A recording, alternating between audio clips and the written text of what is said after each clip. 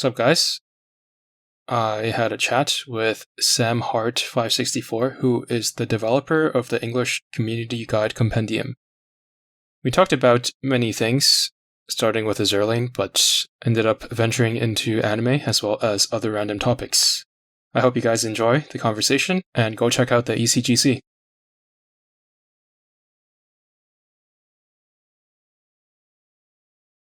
Okay, hello Sam. It's nice to get to talk to you. This is our first time speaking to each other. Go ahead and introduce yourself and only share what you're comfortable with and let the people know what you're working on. Hello, everyone. I'm Samheart564. You can call me Sam. And I currently work on and manage the Azure Lane ECGC project. Okay, do you want to go into a bit more detail about what ECGC is? So ECGC stands for the Azure Lane English Community Guide Compendium.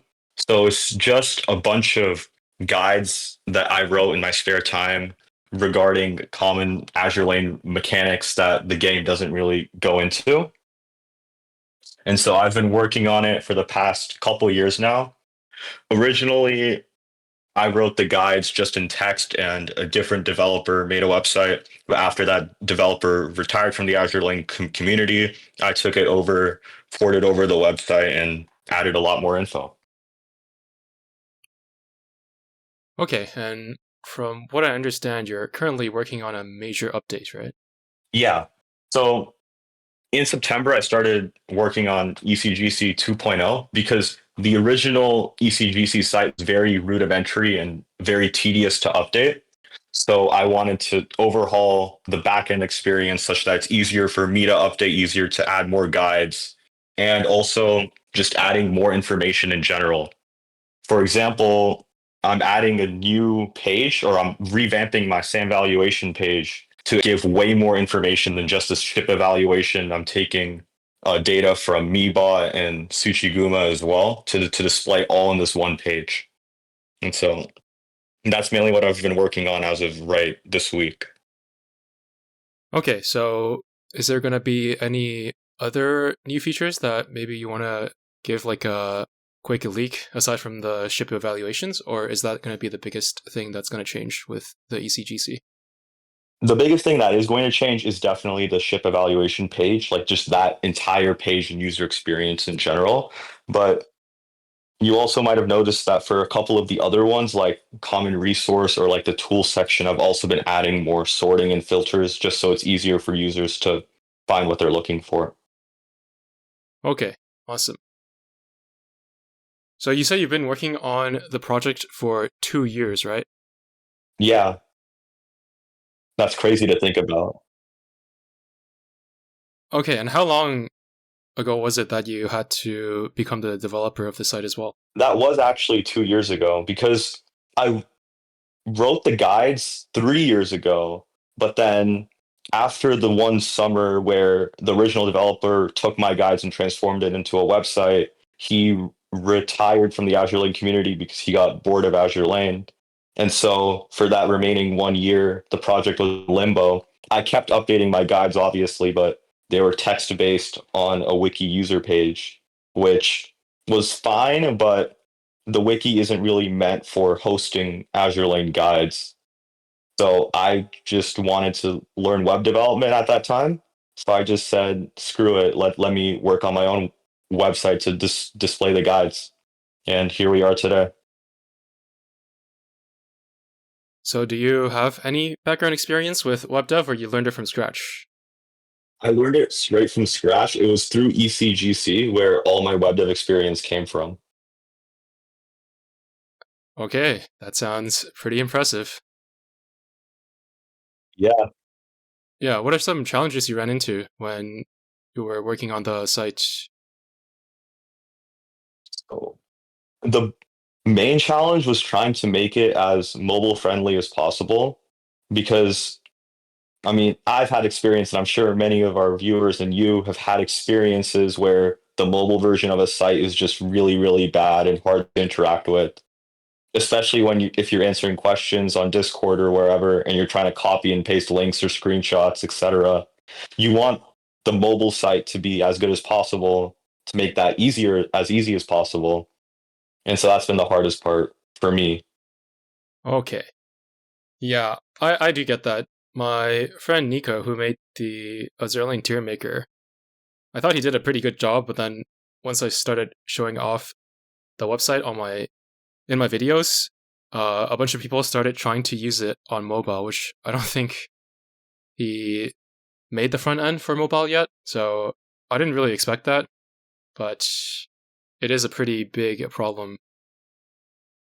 So, what is it that made you want to make guides in particular for this game as opposed to any other type of content? Well, for one, I'm not really like a comedian or an entertainer type of person. I'm more of like in school, I was more of like the studious type, like just grinding out everything, trying to glean information as much as possible. And so that's just what I did with Azure Lane. Do you feel like you've been appropriately rewarded for your efforts in creating these guides and helping so many new players? I would say yes, because interacting with just any community online just teaches you a lot about online interaction and how people perceive you through the barrier that is the internet. And also, in addition to like the social experience that I've gained, I've also been applying for master's programs. And one of my essays was entirely about Azure Lane, my experiences in the community, making ECGC up from scratch. And I did get into some good schools from that. So in terms of like tangible rewards, I've already had one just from Azure Lane, which is a crazy thing to say, but it did happen. Do you mind if I just ask what program, like what field of study you're going into for your master's? This would be for computer science masters. Oh, and what exactly did they ask for in the essay that you could write about that? That's interesting.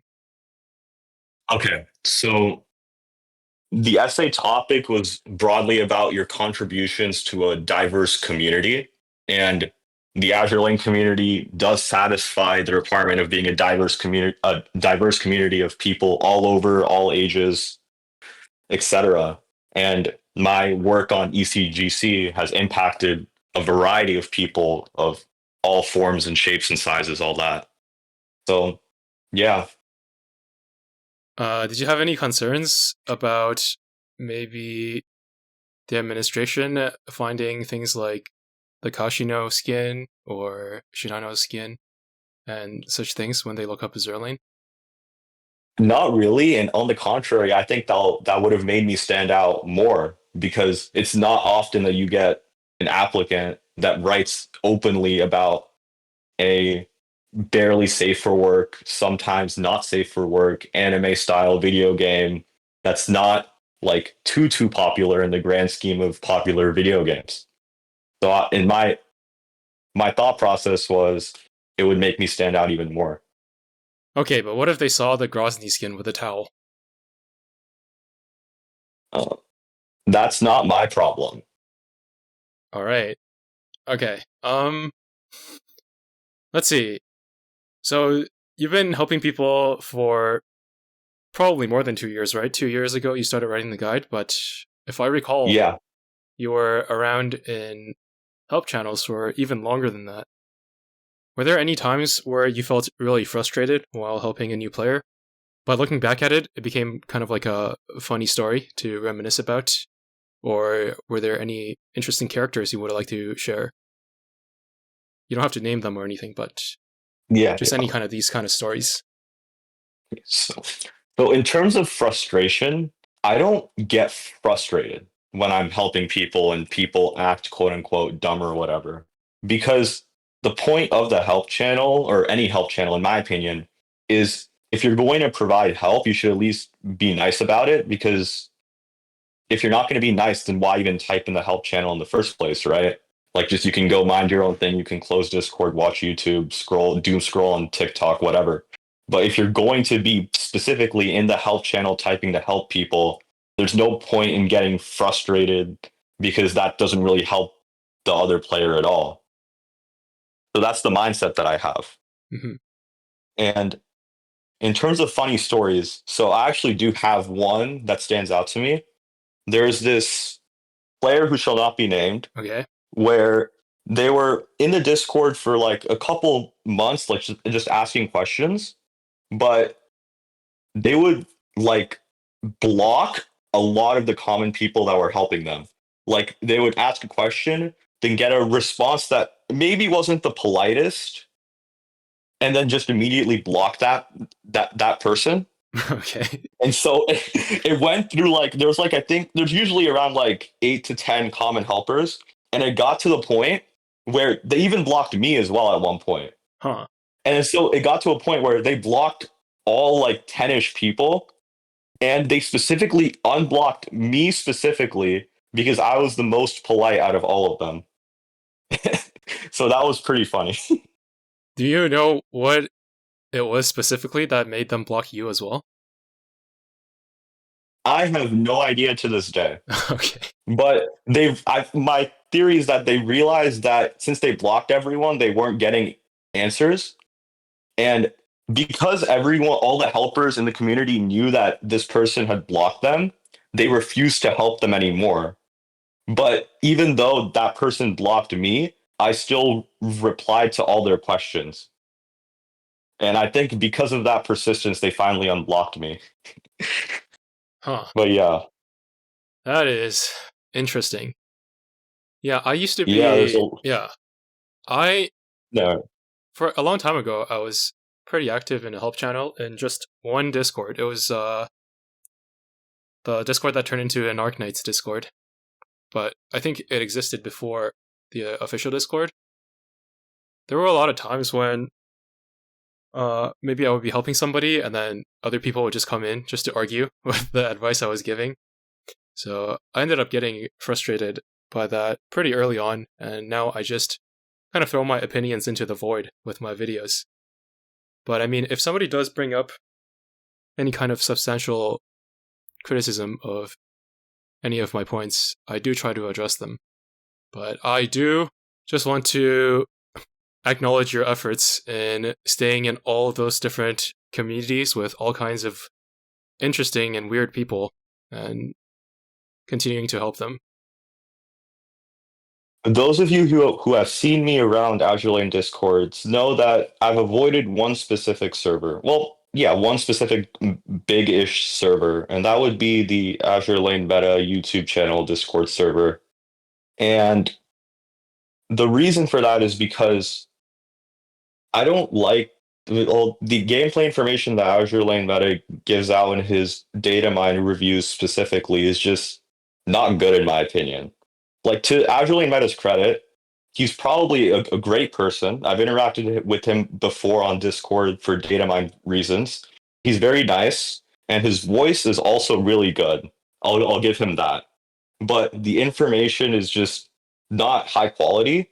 And so because of that, I just am not interested in his work and therefore haven't joined the Discord server for it.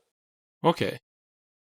I noticed that you got the pronunciation for the game from him, I'm assuming? Or did you always pronounce it like Azure Lane from the moment you picked up the game?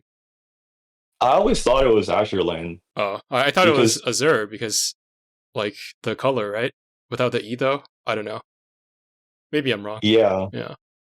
I mean, you're probably right. I don't know because like even on the Reddit, right? The original Reddit Yeah. was called Azure with the E Yeah. as well. So Hmm. Okay, so we got a direct call out at, yeah, yeah, to Azurely Meta. I'm actually in that Discord, but I don't think he's very active there. It's really just the same as yeah. any other Discord because he doesn't participate too much in the public channels. I don't know what goes on in the private ones, but yeah. All right. Um. Anyway, do you have any questions for me? Actually, I have one big question. You've probably answered it before, but I don't think I've seen an answer to it or heard a more detailed answer to it. So I'm going to ask it again. And it is, Where do you get the motivation to do pointless min-max style testing videos or testing videos about new comps that might be like 1% better than existing comps, for example? I do it because I have questions that I want answers to, and the type of questions I have, they just come up, and nobody is going to be able to answer them unless they go ahead and do the testing themselves, and nobody's going to bother doing that. So I end up having to do it, and that's really all it is at the end of the day. I'm curious about these questions, and then I do the testing, and then I share it. Hopefully, people find it interesting, but if not, at least I answered my own question. So that is my motivation. I have massive respect for you to actually do all the testing and write all the information in spreadsheets because I do not have the motivation to do stuff as tedious as that. So if all else fails, you know that you have one satisfied customer of your YouTube channel. Yeah, but I don't sleep easy with my tests because I understand that there I do have blind spots and sometimes things might not be replicable. So it would be really nice if there were more people repeating my tests, but I mean you're not getting paid for it or anything, so I can't really expect much. And I probably wouldn't go and verify other people's tests either, instead of just doing my own tests and answering my own questions, so I can understand. But yeah, it would be nice if one day, I get some validation from other people as well, but until then.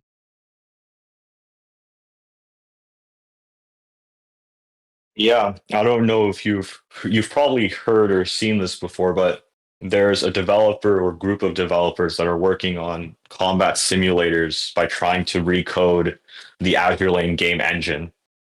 And I'm interested to see where that will go because if those simulators turn out mostly accurate, then it makes testing way easier since you can just run it in the simulator instead of grinding it out in the actual game.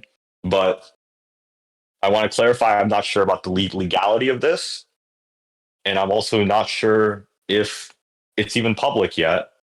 But hopefully, we can see advances in simulation technology of some sort to alleviate this burden in the future. Yeah, uh, I have featured, I think, some footage from those simulations in the data mine that the data miners share themselves. But yeah, I'm not, believe it or not, I'm actually in computer science, but I am very out of the loop on programming in general. So I'm not sure how close they get to the actual game, but it looks very, very close from those barrage videos. Yeah, from my understanding, the main reason the simulator was created originally was for these barrage gifs or videos. So it's easy to like see the spread of the barrage and how wide it is, etc. But we'll see if they can translate it or if they will translate it to a full actual combat experience in the future. But one concern I do have is that you can it's kind of like a sandbox mode where you can just give yourself whatever you want, right? I think I feel like it could lead to people claiming that things they did in the sandbox are in the real game, but it's not like I care about things like that, so I guess it's not a big deal. I mean, if the sandbox becomes more open anyway, then you can easily it makes the replication easy so you can easily verify whether something's true or not, which I think will alleviate that problem. Although, I think you can already do the same thing when there are raid events, but nobody's gonna do it anyway. I don't think it'll change. I guess if you can automate it and then also look at the results without having to manually review the footage, that would be much more convenient. Yeah, because my idea for the ideal simulator, quote unquote, is that you don't necessarily need to render the sprites or the bullets or anything. You just need to mathematically know their positions and where they're hitting. You don't need to like render a UI. right? So because you don't need to render a UI, you can fast forward. You can fast forward the numbers such that you can probably get a 90-second battle, for example, done in like 5 seconds because it's all just back end math that's computing back and forth for all the damage information, etc. Do you have any other questions for me? On to other topics. I don't really have any other questions because, I mean, you've mentioned this in your other videos, but you try and like, the point of your videos is not to necessarily give, like, you're not necessarily trying to be the primary source for everything, right? You want your viewers to go and explore other resources and formulate their own opinions. And I'm also someone who does that as well. And so I don't really have any questions because I can always just Google and formulate my own opinions later if needed. So yeah. Okay. Also as a guide writer, you should expect that I would have a lot of game knowledge already. Otherwise, I would. Oh, it doesn't. Oh yeah. It doesn't have to be Azur Lane related at this point. If you have any questions. Oh okay. Yeah. Okay. All right. So, are you watching any currently airing anime this season? I am one episode behind Bang Dream Ave Mijika. And that is about it. That's very surprising. So, no like mainstream like Solo Leveling or Blue Box or anything on that sort. I mean, I started watching anime in I think 2014, I want to say. So I'm a little bit past that watch everything phase, but there are a few series that I will be catching up on that I haven't watched yet, but not Solo Leveling. That is a bit too much of a slop for me at this point. Oh, so you're one of those anime watchers. I see now. No, I'm not. I wouldn't say I'm like an elitist or anything. I enjoy my mainstream Freeren, Dan Da Dan, ReZero, things like that. I have no problem with those. Did you watch Apothecary Diaries? Yeah, I watched about half of the first season while it was airing, and then I ended up picking up the manga and reading it until the latest chapter. You know what? Fair enough. But anime is also very good. It's pretty faithful from my understanding as well. Yeah, but I kind of know what happens already, so. And also, Mao Mao is kind of OP. Like, I don't think she was ever in any trouble at any point. And she always comes out on top, so. When you have a guy like that, they call him Kirito, but when it's a girl, all of a sudden it's okay. I guess it's okay though, since she's cute, but. Also, isn't there like, I mean, this is spoiler warning for people who have not watched Apothecary Diaries, but in season one, she did almost die when she pushed Jinshi out of the way of the falling bell. And so you could argue that she was in trouble then, even if she didn't technically die. Yeah, but for 2 panels. It's not like she went into a coma and you don't know if she's gonna wake up, is what I mean. Like you flip the page, Yeah, and then, oh, she's alive. yeah, you know what? Fair enough. Although in the anime, it was like a full minute of a scene, and you get like this scene of Jinshi holding Mao Mao, Princess Carrie style, walking down the path Yeah. for like the end of the episode. So, I mean, guess it's just a difference in medium. But yeah, you're right. It is just one scene. So Yeah. Well, I've recently watched. What else have I recently watched? I watched Konosuba season 3. That was kind of recent, right? yeah, kind of. I think it was like 29. Was it like 2020? I can't remember. 2020. Let me No, just. third season. Uh, It's no, it 2020. was 2024. Yeah, It was last year. Okay. it's not that long I ago. think, yeah. Yeah, regarding anime, I am one of those who watch all not everything in a season, but like the top 15 to 20 shows in my opinion of the season. 15 to I mean, even 20. if they're Hold on a second. yeah, my currently watching list from this season is about like 20, like 15 to 20, yeah. Sounds about right. Okay, so 3 episodes is an hour. You're okay, 5 hours a week. That's not too bad. I mean, as you said, you can just put it on the side when you're doing other things. And so, for example, when I'm working on ECGC, I can always just put an anime episode on the side. Oh, I'm curious about something. Oh, actually, I forgot, but I also watched Delicious in Dungeon pretty recently. And I was oh wait, spoiler. I was pretty annoyed that by the end of 24 episodes, they still hadn't rescued his sister. Well, I've not seen Delicious in Dungeon, so I cannot comment. But yeah, because the concept of it just didn't appeal to me that much. Like, I know it's, and I've heard that it's funny and all that, but like, the concept didn't vibe with me, if that makes sense. I wouldn't say it's funny at all. It's more like just a fantasy adventure. Yeah, Interesting. that's all it is really.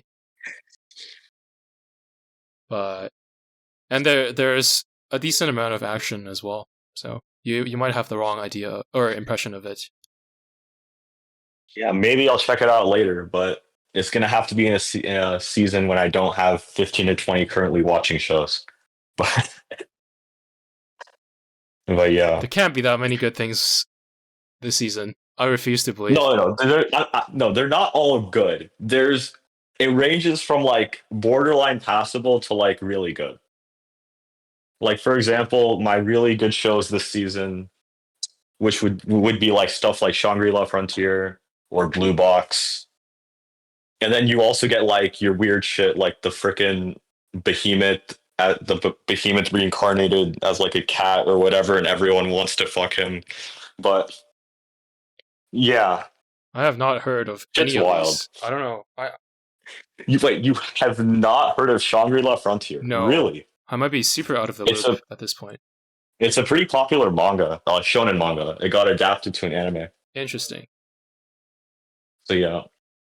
Okay. And then Blue Box as well, also very popular Shonen Jump manga. It's actually the first Shonen Jump manga that I've been reading basically weekly since chapter one came out.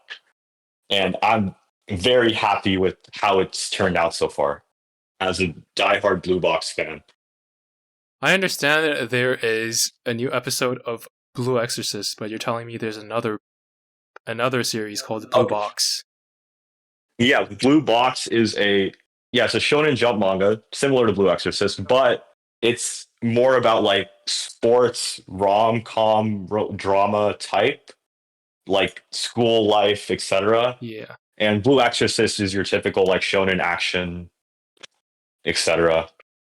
Okay. But speaking of Blue Exorcist, yeah, you mentioned there's new seasons. I don't know why they suddenly started making new seasons of Blue Exorcist, but I'm not complaining.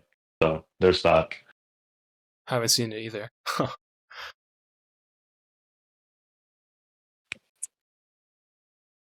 Yeah, there's just too many things to do these days.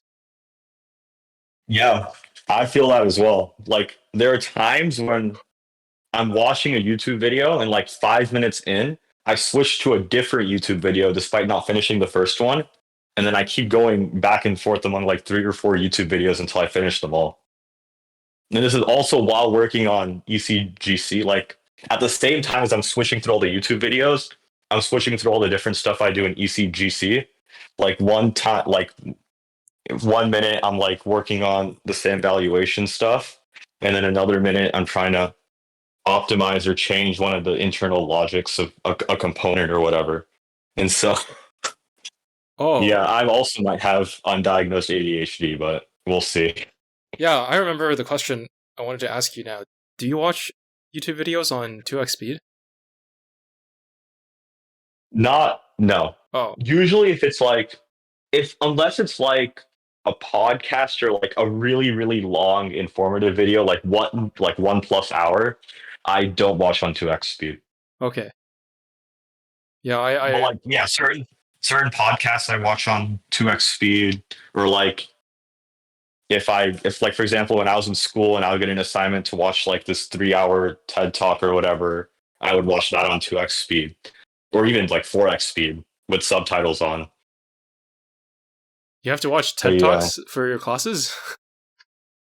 I did at one point. Not necessarily TED talks, but like just presentations in general from like someone. Oh, okay. I see. Um yeah, I only watch YouTube videos in 2x speed pretty much. And I think there were 2 anime that I've watched at 2x speed as well. Usually I don't, but one of them was Yu Yu Hakusho, and it was Okay, a little bit long, and yeah, it was an you know what? interesting That's experience. I understandable. mean, I personally prefer Hunter x Hunter, but I do too. yeah. And then the other one was Inuyasha because my friend really wanted me to watch it, and I wouldn't watch it unless it was at 2x because I was really just not interested. And I was right not to watch it at 1x speed because that would have been a waste of another 100 hours or so. Hey, did you watch the remake of Urusei Yatsura? No. No, because in my opinion, that's like a remake done right. Because it's the same author as Inuyasha, right? And it's also based on like a really really long manga, just like Inuyasha. But the anime itself is only like 2 seasons, each of like 23, 24 episodes each. So it's more like a highlight reel of the best short stories from the manga But versus like trying to do everything, which I found more enjoyable. And also the animation was just really, really good as well. but is the story modernized? Because I don't know if I would be into like a story where the memes and jokes are from 1923 or whatever. I would say the story and character writing is a bit dated from that time period, but it's more refreshing. How do I explain it? Like it feels new, but it has the old vibe. Like it has the best of both parts, if that makes sense.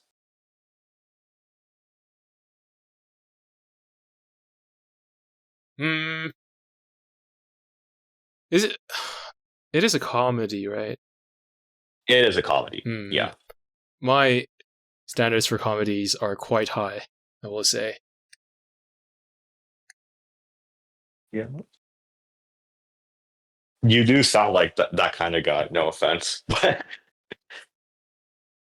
Yeah, but I mean, I'll laugh at some dumb stuff, but I feel like I could count the amount of funny anime in one hand that I've seen, and I've seen a lot. I want actually I that would. this is a good one. Give me your 5 funniest anime, and then we can go head to head. That's a very difficult question. Come on, there aren't I would there say aren't that many funny okay, anime. okay. In okay, I'm just gonna say this is not ordered, Okay, but I would say Konosuba is up there for sure. I would say uh Oregai is also up there for me as well. okay. And then I'm just my criteria for funny anime is anime that's made me laugh consistently. So let me just try and look through my list and find names that I remember. Well,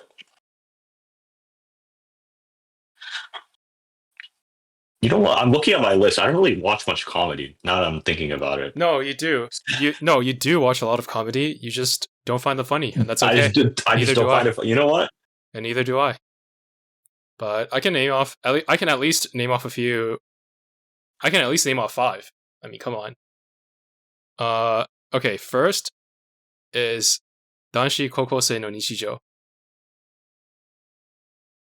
Okay, I haven't seen that, but I've heard very good things about it. Yeah, you should stop watching 20 seasonal anime and pick up some classics like that.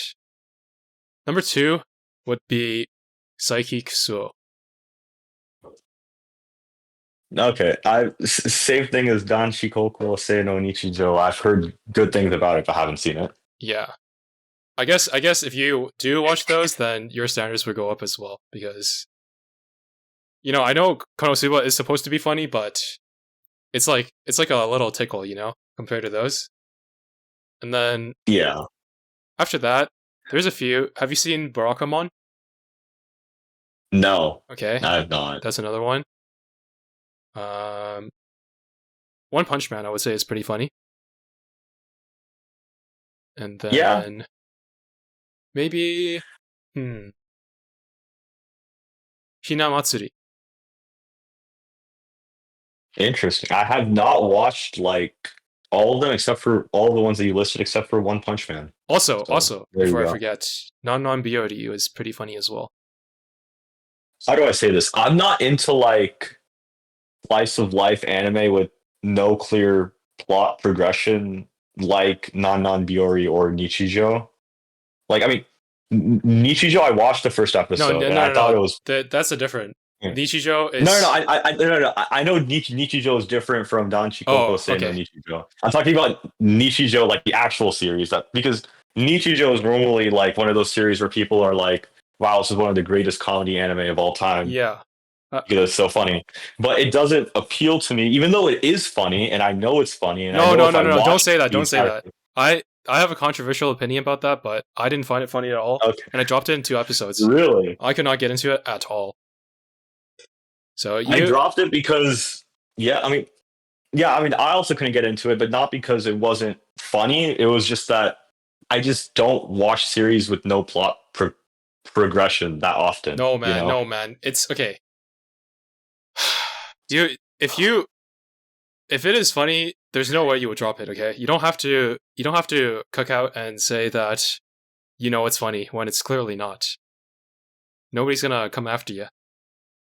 But if you want, People like I did laugh in episode 1, so I can't say it's not funny if I did laugh in episode 1. it's funny and like it's 2009 and you're watching This, stick figure animations kind of way. But if you want something that is funny and also has a plot, then I would say Barakamon. And okay, yeah, but otherwise, Psyche, I think you would like it, regardless of whether or not there is a storyline. It's just a very good anime. And interesting. yeah, but Danshi Kokosei no Nishijo is the funniest for sure. It's just hard to explain. Okay, Like, for me, these days, I don't even bother, figuring out why. But if an anime has soul, then I'll probably like it, like Bocce the Rock. It doesn't have to be, underground, or it doesn't have to hit any yeah. kind of a checklist. It just has to have a soul. Yeah, I like function in a similar way. Like when I'm looking at anime to watch in a season, I pick like 15 or 20 based on like the generic vibe. And then if it's, and I usually watch the entire thing once I pick it. It's very rare that I pick an anime based on like my vibes and I drop it. Like an anime has to be really, really bad for that to happen. But like, for example, I think last year there was a random isekai anime called like I was reincarnated as a seventh prince so I can take time perfecting my magic ability or whatever the English translation is, right? Uh-huh. You'll be able to find it if you search like reincarnated as seventh prince on Google or whatever. Okay. But you go into it and you're like, it's just some random isekai. And then you watch, and then I watched it. I'm like, holy crap, this is actually good, even though it's really random. Like the amount of detail that and the amount of effort that the animators put in for such a random series is just wild in a good way. I mean, Yeah, I just personally wouldn't start if the title was like that. But no, I mean, exactly right. yeah. I mean, like in that anime specifically, the fight scenes were actually decent. It was actually funny as well. I liked the expressions of the main character. He was like a little goober. I don't know how to explain it more than that. He was just a goober. Yeah, I'm looking at it right Like now. I would hug him a lot, but yeah. Interesting. Also, he has a pet, and the pet's also a goober. Hmm. It's like this really, really big dog. Oh, it's big. I'm looking at a It's picture really of it big. right It's now. It like, doesn't look that big, but no, it's really. I it mean, looks like a little I don't mascot know. character. I think he grows. Yeah, definitely grows big. Oh, But hold on, okay. I don't know. Either way, he is the dog is a goober. I see. Oh no. You're thinking of the pig. I'm not talking about the pig looking character. There's a different one that's a dog that's white, Oh, I see it. and he's like really big. Okay. Hmm. I also like him as well. The dog, I mean. Yeah. I'll send you a picture if you can't find it. No, But I see it. I see it. It's just a big okay, white ball of fluff. yeah, exactly, bro. Tell me you wouldn't want to hug that guy. I swear. Hmm. But yeah, sorry for going off on this tangent. But Yeah, yeah, no worries. Are you watching Ave Musica? no, Okay. I'm not. Yeah. My friend recommended the Bang Dream I Go to me, which was like kind of like the prequel. And it was Yeah, just like an absolute train wreck. It was so dramatic for no reason, but I ended up watching it through. And then now it's like they took it to another level with the drama. yeah. I never got into like idol music type anime like Love Live or Bang Dream or Idol Master. That's just not my vibe. Well, I wouldn't. I But mean, I guess this anime does have an actual good story, but it is 3D animated as well. no, I mean I've seen clips of Bang Dream. It's not the animation is fine. I wouldn't. I'm not gonna like drop it because it's full 3D or whatever, or not try it at all because it is full 3D. It's just that that style of like idol shows doesn't appeal to me. Yeah. Honestly, I don't like the 3D much. I think Girls Band Cry did a much better job with the 3D. Yeah, Girls Band Cry is also newer though, so there's that. It's not newer than Bang Dream. Well, the original Bang Dream like came out a while ago, like I think like probably in the mid 2010s, if I had to guess. And my guess is they're not updating the style; they're just using the same render engine or whatever is back then. Oh, Maybe it was like a bit more polished, but oh, I do. yeah, since Girls Band Cry wasn't original, I think was it anime original? I can't Yeah, remember. it might have been. I think because it was anime original, and I think it was Toei as well, right? They were probably just willing to try something new, which might be why it's better. Because I mean, I haven't seen Girls Band Cry, but I have seen clips of it, and the 3D animation is like really good. Is Yeah. and it's also very expressive as well. The original Bang Dream anime was also 3D? I don't know. I think the original Bang Dream was I think it was mainly 2D, but like the idol dance scenes were 3D, if that makes sense. Oh, I, yeah, I think it's yeah. the same for like all the idol shows. Yeah, yeah. That's a shame because 2D looks so much better for It dancing. does. Yeah. Oh yeah, have you seen the anime Wistoria? Came out I think last year, or the year before. Now, if it's from the past couple of years, it's got to be really good. It's got to be like Made in Abyss season 2 or Kaguya-sama season 3 or Frieren. Otherwise, I probably haven't seen it. All right, because the thing with Wistoria, I mean, Wistoria is a good show. I'm not sure if you'll like it specifically based on your high standards, but I enjoyed it. But the thing with Wistoria is they blend 2D and 3D very seamlessly. Hmm. Like in some scenes, like they use like a 3D model, but they overlay it with 2D if they're standing still, if that makes sense. I mean, Like there. it's really, it's like there's clever I tricks think Ufotable that does they that, use. right? Yeah. Ufotable also does a lot of 3D CG, but I don't think they do it on the characters necessarily. They mainly do their CG on like monsters or the background type Yeah. as well. I mean, they do it in fights, I believe, for fights. Yeah, in fights they blend 3D and 2D and hide. 3D, etc. Okay. That Yeah, that fun fact about UFO table is that they can't when they're not making their own original anime, they also contract out their staff for other anime similar to most other studios. So for example, in Sword Art Online, especially in Alicization, a lot of the fight scenes were animated by Ufotable animators, oh which is why the fight scenes in Sword Art Online look really, really good, especially after season 2.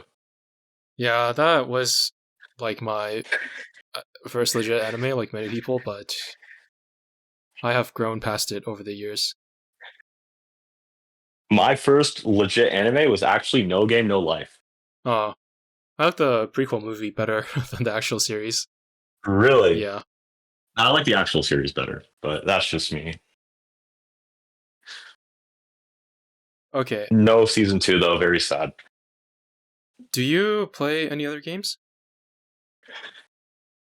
I do. I play mainly Genshin and Honkai Star Rail in addition to Azure Lane.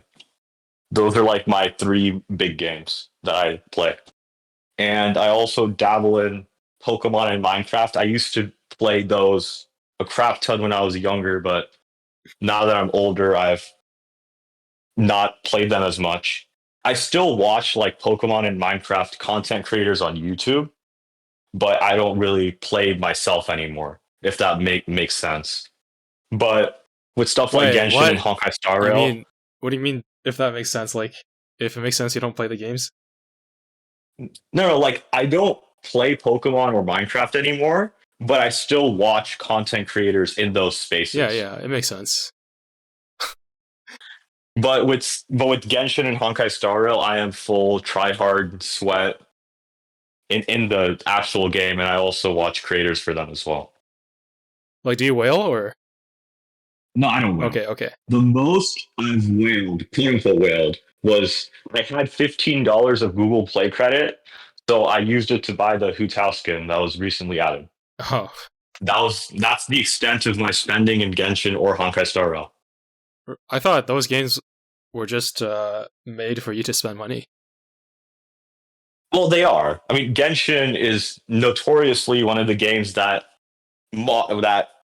came up with the modern gacha system that a lot of games after Genshin currently have, like Wuthering Waves, for example. But yeah, I've dedicated F2P, and I still am able to clear hard content.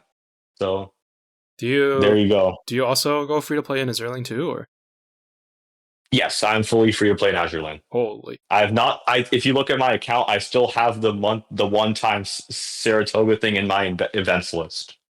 jeez, free to play in the wild? That is impressive, honestly. Yeah, I'm free to play, and I have like 770 dock space somehow.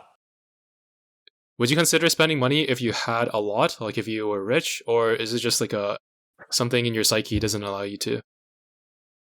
It's something in my psyche Okay, because I do have disposable income that I could spend. Like maybe even if it's not like full on whale, like at least I could buy like a battle pass or something of that nature. But I just choose not to because like even before I got into gotcha games, there's always been mobile games and there's always been like scamming, if that makes sense, like Clash of Clans or whatever. Like there's always pay to win or like you can pay to save time, etc. And I always just thought they were scams, so I just never bought them, hmm. and that's just carried over to this day. It sounds like you had a good upbringing. Thank you. Yeah.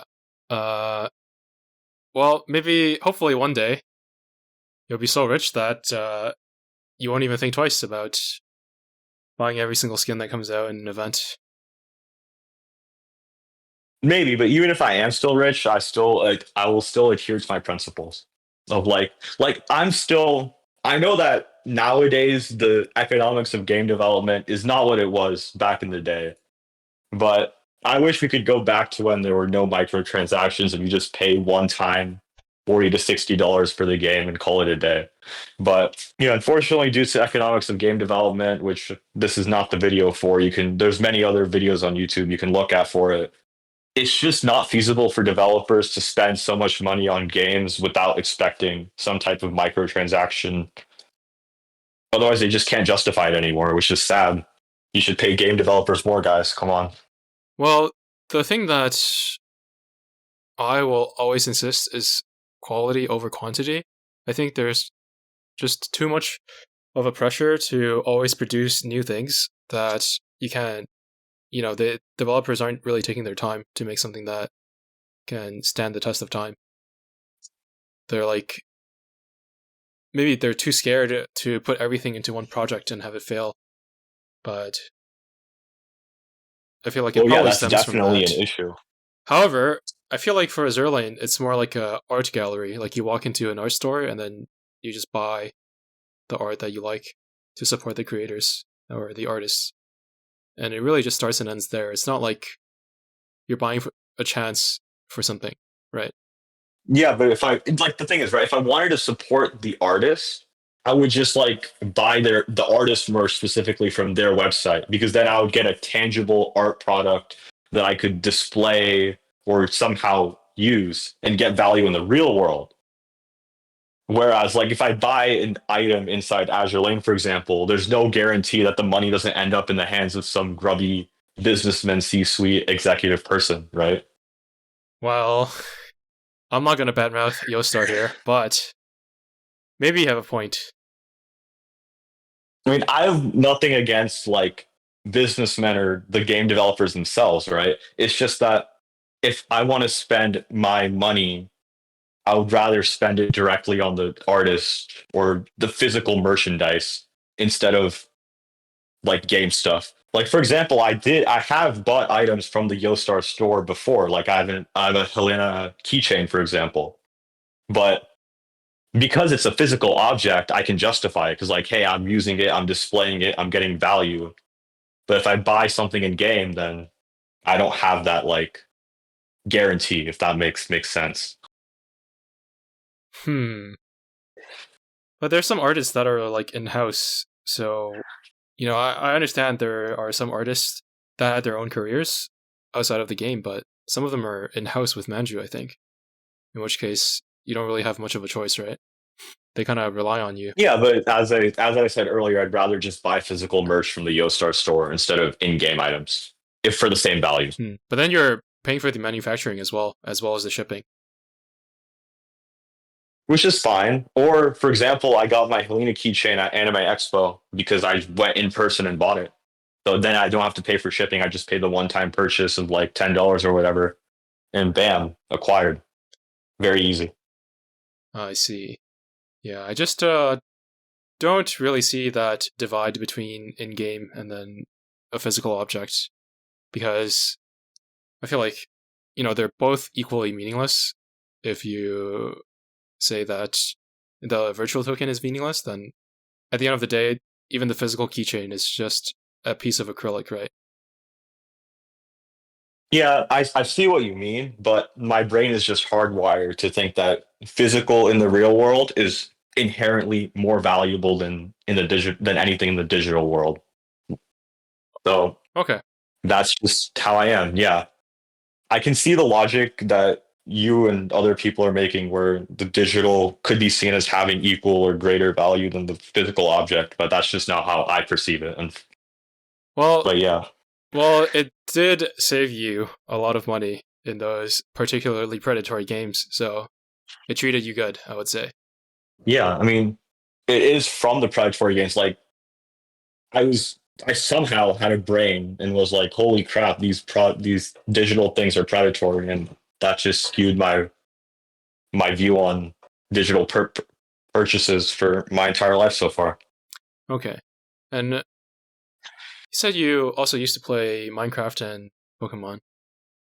I actually can't play Minecraft because I get motion sickness from first person point of view if it moves around too much.